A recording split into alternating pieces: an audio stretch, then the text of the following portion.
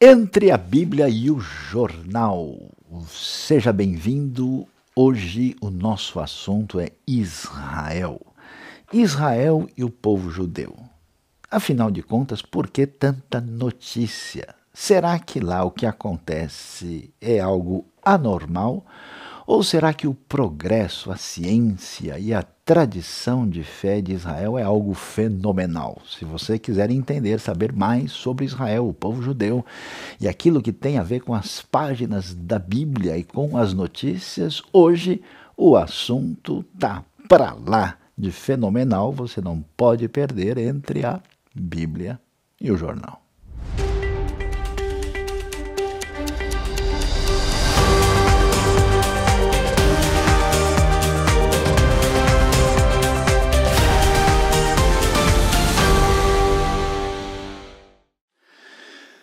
Bem-vindo ao nosso encontro de hoje entre a Bíblia e o jornal. Bom, se a gente for falar da Bíblia, e se que a gente quiser falar algo no tempo, no espaço, não há conversa, nem digital, nem no papel, o assunto tem que ser Israel. Israel não é só a terra da Bíblia, mas, por incrível que pareça, Israel é meio que o centro de equilíbrio do mundo. Tudo que acontece, alguém diz, Israel aconteceu isso, é na ONU, são nas notícias, qualquer coisa que acontece, Israel, assim, seja um negócio simples ou fenomenal, adquire notícia global. Qual é o mistério por trás de Israel? O que acontece com Israel, com o povo judeu? E hoje nós estamos aqui para conversar sobre isso. Nosso amigo Daniel Woods, da comunidade judaica aqui de São Paulo, que conhece de perto o assunto, vai conversar com a gente hoje no nosso episódio Entre a Bíblia e o Jornal sobre Israel. Daniel, bom dia, seja bem-vindo. Bom dia, obrigado. É um privilégio estar aqui. Conversar sobre Israel é sempre bom.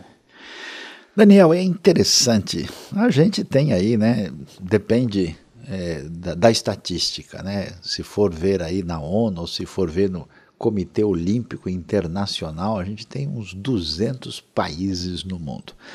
Mas se tem um país que é assim, às vezes eu olho no mapa assim, fica até difícil de achar Israel, né, de tão pequeno que é, né, Israel do tamanho do estado de Sergipe, para quem está no Brasil, esse país gigante que é o nosso. E no entanto, Israel parece estar sempre assim, né, no noticiário, sempre é centro das atenções, e a gente vê, né, Israel surge como nação moderna em 1948.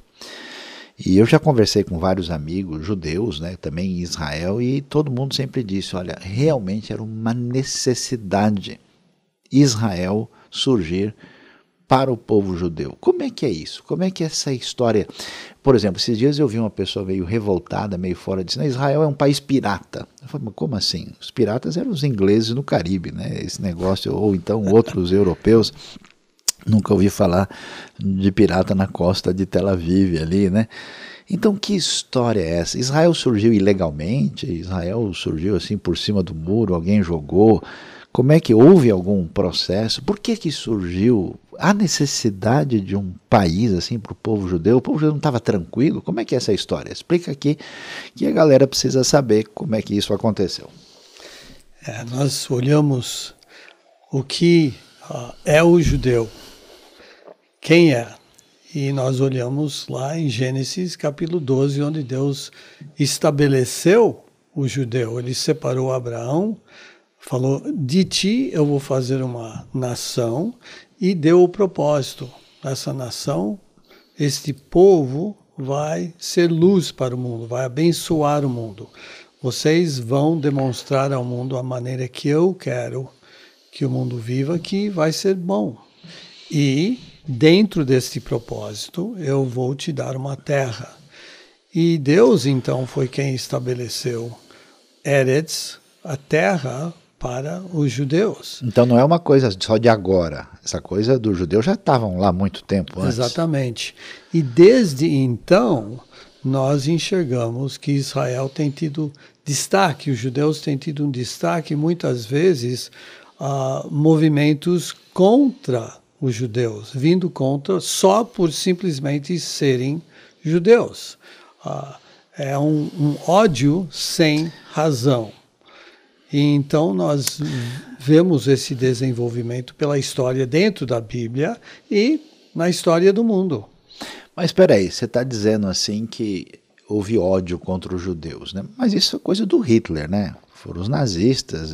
Houve alguma outra situação em que os judeus também foram odiados? Como assim? Sim, se você olhar lá no livro de Gênesis, né, quando Jacó teve que fugir e ele voltou para a terra de onde Deus tirou Abraão, que Deus tinha falado para Abraão que ele era para ficar na terra. Então, quando Jacó voltou, ele enfrentou o seu sogro e o início realmente do antissemitismo contra os judeus.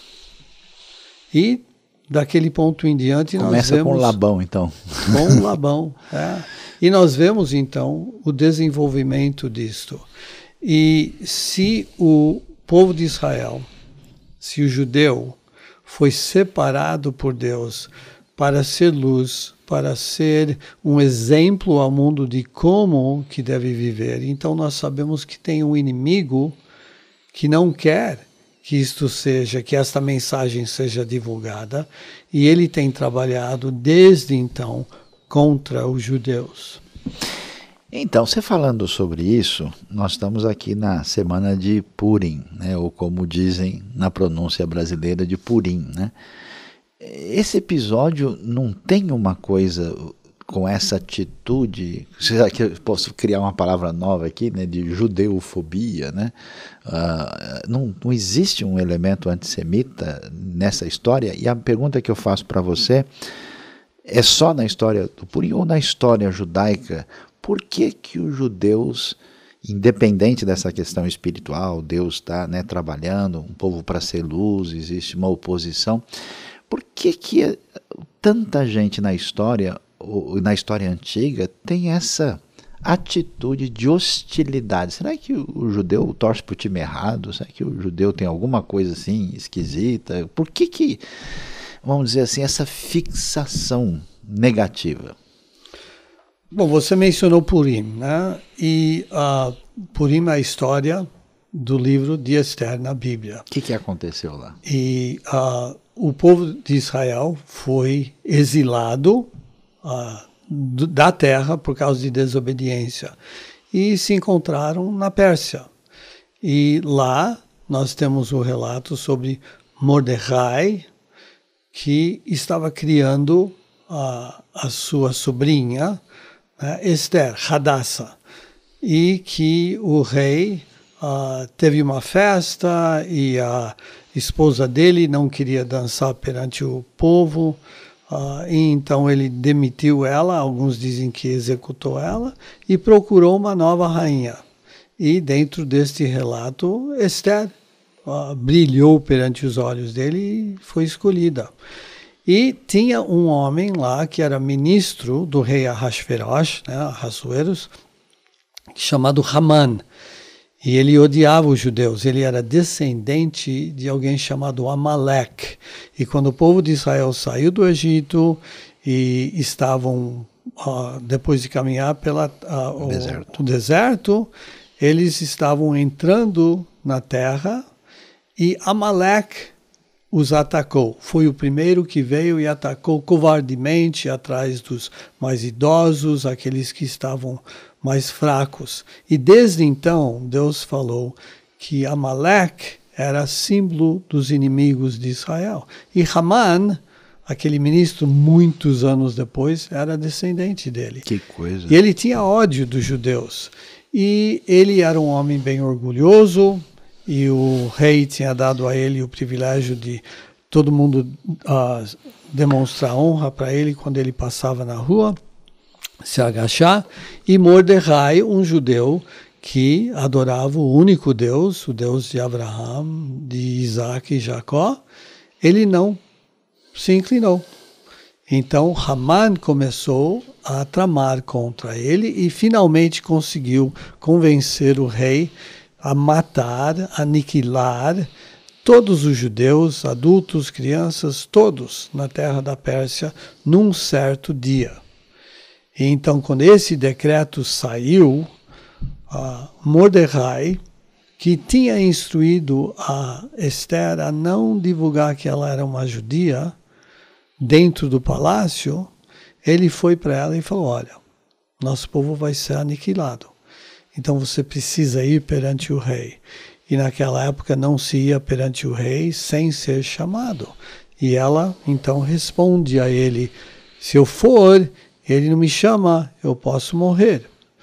E ele responde então para Esther, o Mordecai, e fala, olha, quem sabe que é para este momento que Deus tem te colocado para salvar o nosso povo.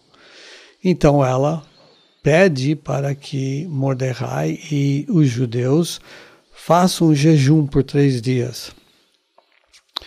E o jejum significa ir perante Deus. E ela falou, eu e também as minhas moças vamos fazer o mesmo. E aí eu vou perante o rei. Então e é nesta época que estamos comemorando agora, esse 14 de Adar, né? E ela foi perante o rei, e o rei falou, pode entrar, minha esposa. E ela falou, eu quero fazer um banquete. E ela convidou o rei e Haman. E depois de fazer o banquete, o rei falou, então, qual que é o seu pedido? Eu te dou uma boa parte do meu reino. Ela falou, eu quero mais um banquete. E convidou Haman e o rei. E Haman, então, se orgulhou muito, achou maravilhoso que ele foi convidado com o rei, somente eles. E aí, neste jantar, foi quando ela se revelou como judia, e ela falou, este Haman tem convencido o senhor, o rei, a decretar a morte de todo o meu povo em toda a terra. E o rei se indignou, e quando ele se levantou e ele foi pensar sobre isso, Haman foi atrás da Esther, rogando ela, e caiu em cima dela, e o rei voltou, viu isto, e o rei mandou enforcar Haman e todos os seus filhos, e reverteu. Ele não podia tirar esse decreto, mas ele fez outro. E ele deu a liberdade para os judeus de se defenderem. Então, Purim é a lembrança deste relato sobre como Esther e Mordecai trabalharam para que os judeus fossem salvos. E o interessante no livro de Esther é que não aparece o nome de Deus. Que coisa, né? E pelos séculos, né, os rabinos sempre têm conversado sobre isso. Mas se você olhar no Tanakh, no Velho Testamento, você vai ver pelo menos 40 versículos no livro de Isaías, Jeremias, nos Salmos, em Deuteronômio, onde Deus fala que ele vai esconder o seu rosto quando houver desobediência. Que coisa. Em Isaías 45, versículo 15, diz lá que Deus escolheu, ele escolhe esconder o seu rosto. Então, nós sabemos por quê. Para que o povo pudesse confiar nele. Então, este relato realmente demonstra a luta que o meu povo tem tido pelos milênios contra aqueles que se levantam para destruir o meu povo. Agora, Daniel, você contou com bastante detalhe a história de Purim, Esther, nessa ameaça do período persa, e depois eu estava lembrando aqui da história, né? Parece que o povo nunca teve sossego, porque isso chegou depois no período grego, né? Eu estive em Jerusalém e eu fiquei contemplando lá as pedras caídas da destruição do templo feito pelos romanos no ano 70, né? E depois lá no Museu de Jerusalém a gente vê uma parte da exposição que mostra o imperador Adriano, né? Na destruição da rebelião de Bar Korva. Então, assim, que acontece? E voltando à nossa pergunta primeira, né?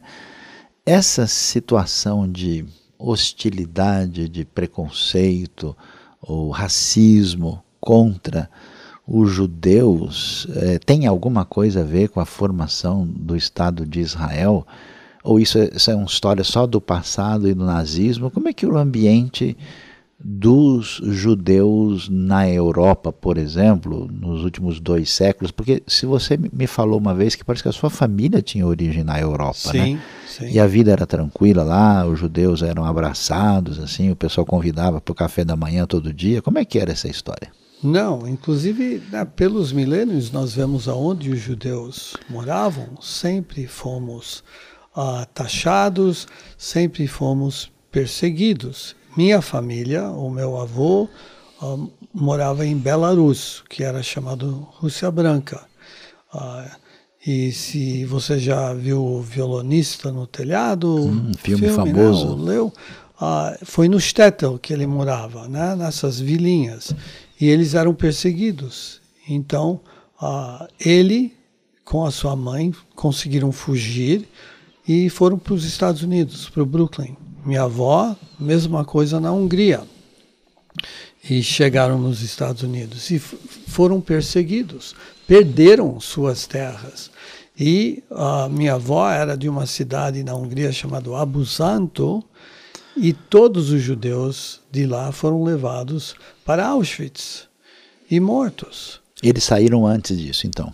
Minha avó saiu antes e conseguiu estar lá nos Estados Unidos, mas o resto da família foram perdidos dentro disso. Então nós vemos, né, esse ódio vindo contra o judeu, uma perseguição. Tem o ódio porque, falando, o judeu é diferente, né? Porque seguimos a Torá, as festas, vivemos de uma maneira diferente. Come diferente. Comemos comidas diferentes. Então era esse ódio levantado. Não, vocês são diferentes. Então na Europa, muitos judeus começaram a não somente viver e participar dentro do governo, participar dentro do exército, de toda a sociedade, mas alguns começaram até a se assimilar, falando, se nós demonstrarmos que somos parte, não vamos ser perseguidos. Aí veio a acusação de que estão se infiltrando para poder tomar o poder. Né? Então, nós vemos o ódio sempre tendo uma razão superficial, né? Uma desculpa, mas lá no fundamento é o que chamamos o sinat, né? Sem razão, o ódio. Né? Sinat, ódio sem explicação. Sem explicação, se você deixar Deus fora. Se você colocar Deus dentro, aí você vai entender. Então a raiz desse ódio inexplicável contra os judeus é uma raiz espiritual. Sim. Mas eu não sei, você vai me explicar aqui, porque eu já ouvi várias pessoas falando, não, mas tem um livro chamado Protocolo dos Sábios de Sião, né? E que os judeus, na verdade, têm todo o dinheiro do mundo. Inclusive, eu ia aproveitar e pedir para você me passar uma parte aqui, que eu estou precisando pagar umas contas hoje, né? E aí, quer dizer, eu tenho vários amigos aí, judeus, que vivem a vida como todo mundo, que tem que trabalhar, levanta cedo, tem orçamento, e eles não estão sabendo onde é que está esse dinheiro, né? Então, e de onde vêm essas coisas? Por que o pessoal fica falando? Por exemplo, eu já vi muito japonês rico, muito americano, alemão, suíço, até mesmo brasileiro, né? Às vezes você olha a fortuna dos maiores do mundo, tem até brasileiro no meio, e ninguém fica revoltado com esse pessoal. Nossa, esse japonês tem muito dinheiro, esse alemão, como assim? Como assim suíço tem dinheiro? Mas judeu é isso, o judeu está tomando dinheiro do mundo todo. Por que esse tipo de raciocínio? E outra pergunta que eu faço, né? O pessoal diz, mas os judeus eles são maus porque eles mataram Jesus, né? Existe um ódio contra judeus vindo da cristandade? Esse pessoal não está com a Bíblia na mão? Será que eles não sabiam que Jesus era judeu? Ou acho que Jesus era o que? Dinamarquês? Como é que a gente entende isso? Na Europa, a história que você tem dos seus antepassados, existia um antissemitismo vindo da cristandade? Sim, sim. E você tocou em duas coisas muito importantes, né? Quando Deus separou os judeus em Gênesis capítulo 12, ele falou, eu vou te abençoar de ti e você será uma bênção para os outros. E o povo de Israel, o judeu, tem uma bênção. E nós temos visto, pela história, judeus sempre se destacando e podendo liderar. Nós vemos isso em todas as áreas, todos os países. Albert Sabin, Albert Einstein, está cheio de nomes. Muitos inventores, né? E nós vemos então que existe uma bênção especial sobre nosso povo. E isto traz um ódio. Agora, em relação ao cristianismo, infelizmente, existe o que nós chamamos a teologia da substituição, e nós vemos um ódio contra os judeus, acusando de deicídio. Né? Como é que nós podemos ter matado Deus? Né? E escolhendo o judeu como o paria, aquele que era para levar todo o ódio pela morte de Jesus. E isso não é verdade. E dos romanos ninguém ficou com raiva, né? O Pilatos era romano, a crucificação foi romana, e porque alguns religiosos de Jerusalém participaram disso, o pessoal parece que quis colocar isso sobre todo o povo, né? Como se fosse um negócio que tivesse geneticamente ligado ao povo judeu. É muito estranho esse raciocínio. Exatamente, e você falou a palavra-chave, né? Alguns participaram, não todo o povo. Quando nós olhamos nas traduções em outras línguas, até no português, fala, e os judeus se revoltaram. Os judeus, e não eram judeus habitantes da Judéia. E no grego está lá, escrito assim. Mas a tradução dá a impressão de que o povo inteiro. Né? E nós vemos pela história esse tipo de fixação, né, no judeu ou contra o judeu. E falando sobre o Shoah, né, o Holocausto, Hitler usou este posicionamento da igreja de que os judeus não são mais os judeus escolhidos por Deus, que os cristãos agora são e substituem o judeu na Bíblia, que é chamado supersessionismo ou teologia da substituição. E Hitler usou isto dentro de Mein Kampf, quando ele escreveu, para poder angariar o apoio dos cristãos. E usou também a acusação de que os judeus queriam tomar poder, e que nós ouvimos até hoje. Estive com um senhor o outro dia, e ele acusou os judeus de controlarem, né, o poder do mundo. Né? Com tanto mal que se fala na mídia sobre Israel, eles estão muito ruins nesse controle, tá meio estranho, né? E voltando para Israel, é interessante, né? Israel, se você pegar o país, você pode colocar 3 dentro do estado de São Paulo. Acho que até mais. Vai até 4. Mas eu falo com... A de população, você fala? Não, o tamanho. O tamanho Israel é 21 mil quilômetros quadrados, que com a área toda é 26. O estado de São Paulo tem 245. Então, cabe bastante. E você olha na mídia, ou você ouve as pessoas falarem como se Israel fosse um país gigante. Dominando uma área maravilhosa, extraordinária. E eu falo, você pode pegar 3, 4 Israéis e colocar dentro do estado de São Paulo e cabe o terreno todo. Então é um lugar pequeno.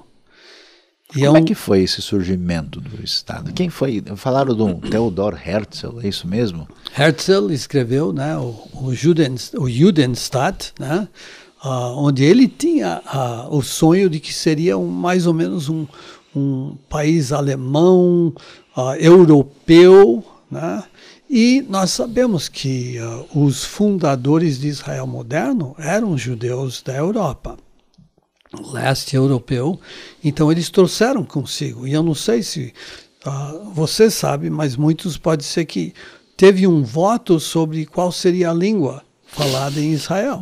E era alemão, né? E as duas eram ou alemão ou hebraico. E o hebraico ganhou por pouco. Exato. Né? E então Theodor Herzl trabalhou muito, e nós vemos muitas coisas acontecendo na história que levaram para Israel poder estar de volta na terra. Obviamente, o Holocausto sensibilizou muitos, mas tinham muitos contra Israel voltar. E não é que Israel de repente apareceu. Israel, depois de 2000 anos, voltou ao lugar onde Deus tinha os colocado, onde os judeus moravam.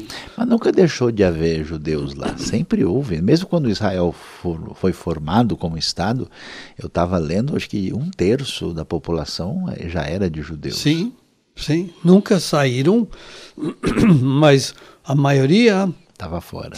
Infelizmente foram levados para fora, espalhados pelo mundo. Então nós olhamos 1948 como quando o nosso povo voltou e o Estado moderno de Israel surgiu. Um Estado que, interessantemente, foi fundado por judeus europeus. O David Ben-Gurion viu um grupo de judeus ortodoxos lá, queria apoiá-los, então ele deu privilégios para eles, como vocês não vão precisar servir no exército e outros privilégios, pensando que este seria uma minoria pequena sempre. Mas hoje nós temos 14% sendo judeus ultra-ortodoxos. E nós vemos mais 15% sendo judeus ortodoxos, a diferença sendo os judeus ortodoxos são aqueles que usam preto, que estudam a Torá, dedicam sua vida a isso. Os judeus ortodoxos são os judeus mais modernos, eles trabalham em todas as áreas e eles são ultranacionalistas, eles que apoiam as construções de casas e vilas em Judeia e Samaria. Né? Alguns chamam isso de Cisjordânia, sim, mas não é. A Judeia e Samaria é o lugar onde nosso povo estava e podemos voltar lá. Não são territórios ocupados. Então, eles apoiam isso. Então você tem esse mix. Agora você tem os Mizrahi. O que é Mizrahi? Que são os judeus do Oriente Médio mesmo, né, que são mais seculares. Eles vão comer kasher, mas vão dirigir no Shabat. Né? E eles estão lá agora. Eles vão comer de acordo com a lei e dirigem no sábado. É. Ok, o pessoal, todo mundo entender aqui, né? E eles são mais ou menos 30%. E os judeus europeus que estavam no poder todo esse tempo, mais ou menos 35%. E não sei se você vê o que está acontecendo em Israel agora, tem toda essa mídia falando sobre que Netanyahu e os ministros vão destruir o sistema judicial. Está um momento bem turbulento. É um momento complicado. Lá. O que está acontecendo é que você vê esses judeus europeus, religiosos, que são na maioria esquerdistas, do movimento Likud. Mas só para entender que esquerdismo em Israel é diferente do que a gente pensa no Brasil, para as pessoas, né? Então, quer dizer, são, digamos, mais progressistas naquele ambiente. São influenciados pelo o comunismo europeu, vamos dizer, né? E o socialismo europeu. E eles que dominavam, ou dominam ainda na Suprema Corte. E agora você vê os Mizrahis que há muito tempo estão entrando no poder e agora tem essa batalha. Quem que vai? Então tem um conflito político e ideológico interno. Né? Então nós vemos que Israel é um país onde funciona como qualquer outro país do mundo, ninguém está sendo perseguido, o povo tem liberdade, as mulheres vivem da mesma forma como os homens, trabalhando, estudando cargos no governo. Golda Meir que o diga, né? Então, Golda Meir, a primeira-ministra, e muitos outros, mas o que nós temos? Nós temos um país que é livre e onde tem a batalha democrática, né? Quem que vai ter o poder? Então, a narrativa na mídia de Israel sendo o lugar onde árabes são perseguidos, né? Tem 80% judeus e 20% outros, árabes e outros, né? Tem drusos, né? Que interessantemente, né? Os drusos seguem o sogro de Moisés. Jetro, né? Tem um lugar lá onde tem um memorial para ele. Tá? Então, tem todas essas religiões e tem a liberdade, e a narrativa é que os judeus estão perseguindo, e a verdade é que os judeus querem viver em paz em Israel com os árabes, e o que está acontecendo é que a mídia deixa essa narrativa de que estão dominando, tirando terra dos árabes. Quando você olhar o Oriente Médio, 99% do terreno da terra no Oriente Médio, quem mora? São os árabes. Os judeus querem morar em menos de 1%. Mas a narrativa parece que os judeus, que têm 99%, e não querem dar 1% para os árabes. Você está acompanhando aqui Entre a Bíblia e o Jornal e falando sobre Israel. Talvez a gente não tenha ideia como a história brasileira desde o início, com muitos judeus vivendo em Portugal e Espanha, a gente não imagina que o início da formação do Brasil teve presença judaica ao ponto da primeira sinagoga das Américas ter surgido em Recife. O Brasil tem uma base de presença e de convivência pacífica com os judeus desde o início da nossa história. Estamos com o Daniel Woods aqui conversando sobre Israel, e eu acho muito interessante, porque ele está falando sobre aspectos teológicos, aspectos históricos, mas surge um desafio para a gente aqui: como é que Israel, sendo um país tão pequeno, num espaço desértico, e eu sou testemunha, já estive lá tantas vezes, para ver as diversas comunidades, e eu acho que praticamente é o único espaço verdadeiramente democrático daquela região, e um país que foi formado, inclusive, com a participação histórica de Oswaldo Aranha na ONU. Israel surgiu de uma votação mundial que se deu em novembro de 1947, o país surge no dia 14 de maio de 1948.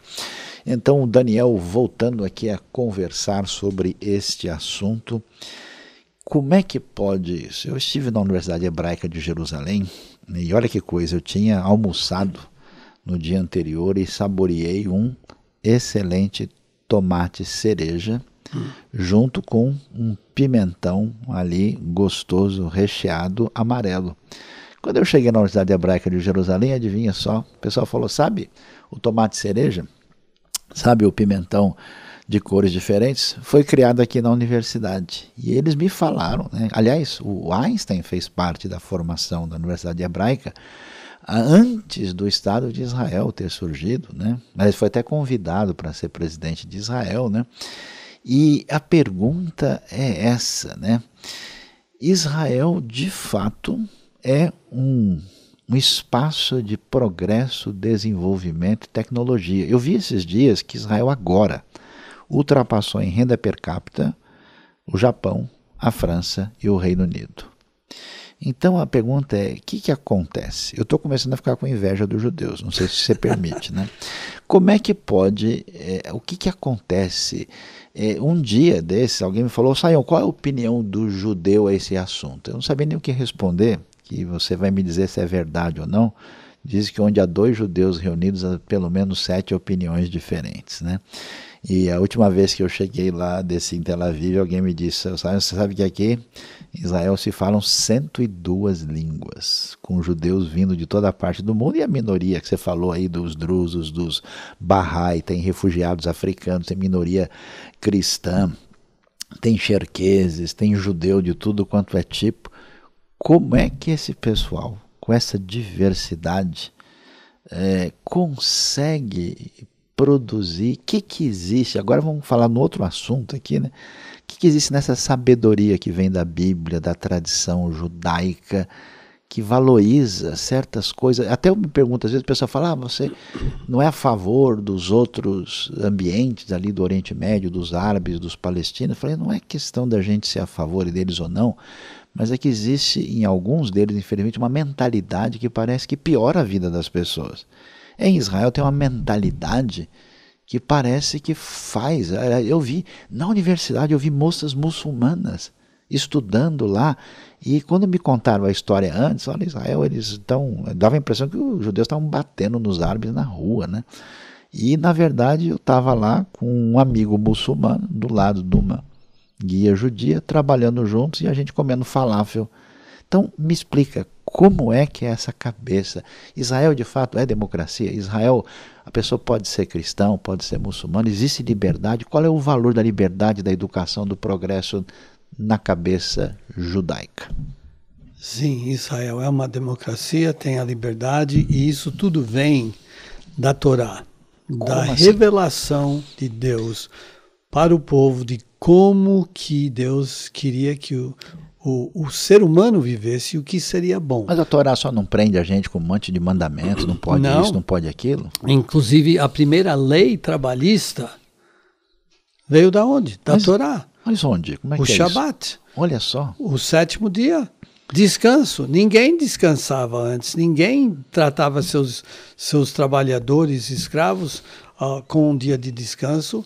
Deus estabeleceu isso e ele começou com isto a dar a maneira de viver em paz e com sucesso. Então o Shabat foi criado por causa do homem e não o homem por causa do Shabat. Que Exatamente. Coisa interessante. Deus deu esse período. Então o judeu tem como primeiro ensinar o seu filho aquilo que Deus deu, estabeleceu. Quando ensinamos nossos filhos a Bíblia, a Torá, nós damos algo doce. Né? Nós estamos na época de Purim, eu trouxe até para você o Rumentashen, o Osnei Aman. Como é que é? Dá um negócio doce, literalmente? Doce. Quando ensina? Para que ele possa entender que isso é bom para você, isso é doce. Quer dizer, o judeu vai ensinando a criança, então, a palavra divina, e ele vai e come um docinho junto? Come um docinho junto. Rapaz, preciso estudar mais a palavra de Deus, hein? Então. E o que meu pai me ensinou? Ele falou, Daniel, o nosso povo tem sido perseguido sempre, e eu espero que você nunca vai ser perseguido, mas eu quero te preparar. O que você vai fazer é você vai aprender e você vai colocar aqui. Você não vai colocar a sua prioridade em ter objetos, coisas materiais, casas, isso é importante. Mas se tirarem tudo isso, o que você vai fazer? Você vai ter o conhecimento aqui. E o nosso povo tem sido jogado, espalhado pelo mundo. E em todos os lugares onde nós fomos, nós temos construído. Temos o que a Bíblia ensina, que você vai trabalhar, você vai construir. Mas você sempre vai colocar como mais importante é o conhecimento de Deus. Então é isso que nós temos. E nós vemos em Israel um povo que chegou, muitos sobreviventes do Holocausto, sem nada, com muitas marcas emocionais, psicológicas, e uma terra que era deserto, uma terra que tinha doenças, malária, e trabalharam. Não tinha outra coisa a fazer. E quando você se vê num momento na sua vida de que é isto que eu preciso fazer para sobreviver, você vai ver que a pessoa realmente constrói e trabalha. E é isso que nosso povo fez. Então a riqueza está dentro e não fora. Sim. A Torá ensina isto. Deus ensinou isto. E nos ensinou que devemos trabalhar, mas que nós devemos descansar também. Hoje em dia, né, não tem diferença entre segunda, sábado ou domingo no mundo. As lojas estão abertas, o povo, tem gente que trabalha o tempo inteiro. Esse é o começo, é poder ver o que Deus estabeleceu para mim. Deus estabeleceu o período de trabalho, período de descanso, e com isto eu vou poder renovar. E com isto o nosso povo realmente determina o seu futuro e eles podem construir. Que coisa! Então, a importância do ser humano debaixo das orientações divinas que estabelece um ciclo de vivência que nos dá saúde emocional e espiritual e uma prioridade da educação e da capacidade de discutir as ideias, né? Por Sim. isso é tão interessante. Eu estava vendo esses dias uma página do Talmud, né? Interessante que tem um tema ali que aparece como, digamos assim, um consenso, mas tem as várias opiniões, né? E essa coisa eu acho que eu vejo bastante em Israel, e não tem como haver progresso e ciência se a gente não tiver liberdade e condição de falar abertamente sobre os assuntos. Eu acho que é realmente impressionante o que a gente vê lá. Exatamente. E como você falou, onde tem 2 judeus, vai ter pelo menos 4 opiniões diferentes. E este tipo, né, a Bíblia ensina isto, até o Novo Testamento, né, que ferro afia ferro. E você precisa disto. Até os evangelhos são 4, né, para a gente comparar. Eu falei, peraí, será que é igualzinho isso aqui, né? Que coisa interessante. Mas Daniel, muito obrigado pela sua participação com a gente aqui, entre a Bíblia e o jornal, e eu queria dar uma palavra aqui de desfecho, agradecendo a sua presença, e de fato a gente deve entender que na nossa história, né, de tradição de fé, a nossa história de progresso, de reflexão filosófica, científica, nós temos assim o povo judeu, a tradição judaica, como uma contribuição fundamental na história da cultura de modo geral. E se a gente se afirma cristão, não há como a gente negar o fato de que Jesus, os seus discípulos e o cristianismo primitivo todo era judaico. E é difícil nós termos uma espiritualidade bem encaminhada, afastados das raízes da fé. E grande parte dessa sabedoria, dessa experiência histórica, desse acumular de sabedoria e tradição, a gente pode ver concretamente hoje no Estado de Israel, que no meio de tantas lutas assim, de fato tem muita coisa extraordinária, inclusive para o benefício do Brasil, né? Tão gostoso a gente chegar numa mesa num restaurante em Israel e comer alface e comer verdura plantada no deserto, onde cai assim uma meia dúzia de gotas de água durante o ano todo. O pessoal não faz ideia do que é um lugar seco de verdade, e você vê Israel exportando frutas e vegetais e legumes que surgiram no lugar e onde esses israelenses há 2 gerações atrás nem sabiam para que lado ia nada disso, e transformaram. Eles de fato estão fazendo ali do mundo, daquele lugar, um lugar melhor, literalmente fazendo o que a tradição chama de Tikkun Olam. Então, Daniel, as suas palavras aí de desfecho aí para o nosso pessoal que acompanha hoje entre a Bíblia e o jornal e que certamente precisa saber mais sobre a nação de Israel e o povo judeu. Bom, 2 coisas. O Brasil é um país maravilhoso. Tem acolhido o meu povo e nós vivemos aqui uma vida maravilhosa. E tem muitos brasileiros que na sua história, tem antecedentes judaicos. E eu te encorajo a procurar e a pesquisar e a descobrir a riqueza que tem aqui no Brasil, trazido pelo nosso povo, que Deus deu. Segundo, muitos cristãos foram ensinados que os judeus mataram Cristo. E se você é cristão, você entende bem o vocabulário que Jesus morreu para tratar os pecados dos indivíduos.